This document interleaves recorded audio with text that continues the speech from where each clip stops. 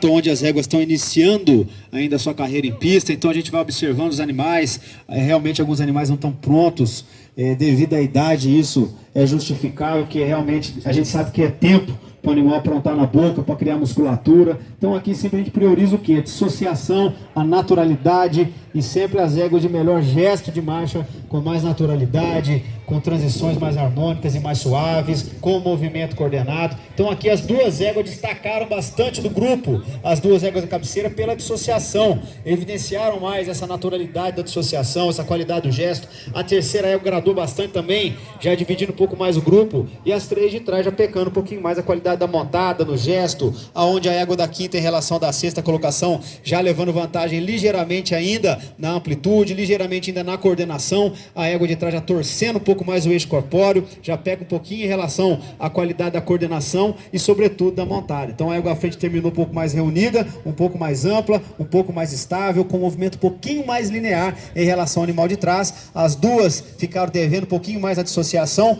tanto a quinta quanto a sexta égua,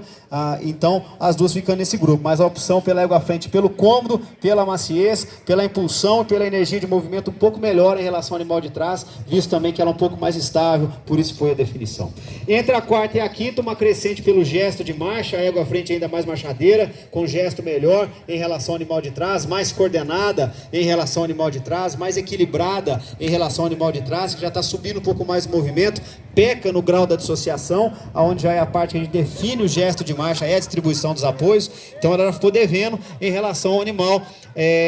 à frente, que já levou vantagem. Então a égua Lazan da quarta colocação ainda melhor embocada, note que a égua de trás já briga um pouco mais na boca, em função disso inverte a frente, sobe um pouquinho mais a mão e já peca um pouquinho mais na qualidade do gesto. A égua à frente ganhando na maciez, ganhando na coordenação, ganhando no estilo, no adestramento, por isso foi a definição. Entre a terceira e a quarta aqui, posições que a gente tem uma crescente, notem, as duas éguas no curral próximo aí da dissociação, entendendo o movimento da Lazan Marília de melhor qualidade, principalmente no que condiz ao trabalho da perna. Notem a perna da égua Lazan como trabalho um pouco mais atrasada e ela já tende a oscilar em função disso, em função da perna ela já tende a oscilar um pouco mais a garupa quando visto por trás. Então a égua, a Lazan Marília, é mais estável, é mais ampla, tem movimento mais coordenado, frente ainda mais lançada, mais natural, anterior mais coordenado, mais rolado, escrevendo semicírculo melhor. E quando a gente observa a estabilidade corpórea, aí realmente uma das éguas que mais agrada pela estabilidade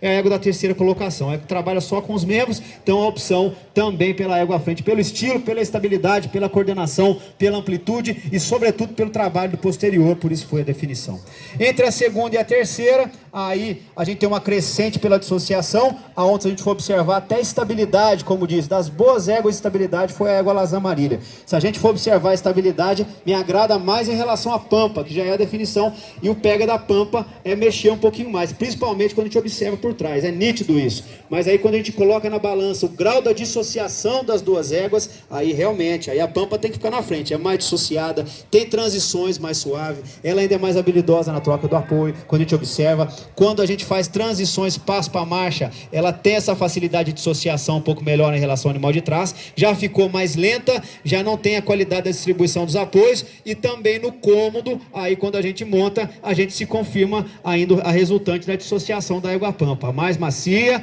e ainda mais cômoda em relação ao animal de trás. Então ainda que perca um pouquinho na oscilação do eixo corpóreo, quando visto por trás, ela é mais dissociada, ela tem mais potência no movimento, ela tem mais energia no movimento em relação ao animal de trás. Na marcha em rédea livre se manteve mais dissociada e quando montamos, aí sem dúvida, a égua de melhor maciez, de melhor comodidade, por isso foi a definição dessas duas colocações. E a primeira com a segunda égua foi a junção das duas éguas de trás. A castanha tem a estabilidade boa da égua Lazan Marília, porém com a dissociação e sobretudo o movimento corrigido da pampa. A gente já começa a observar a frente mais altiva, a pampa já não tem essa qualidade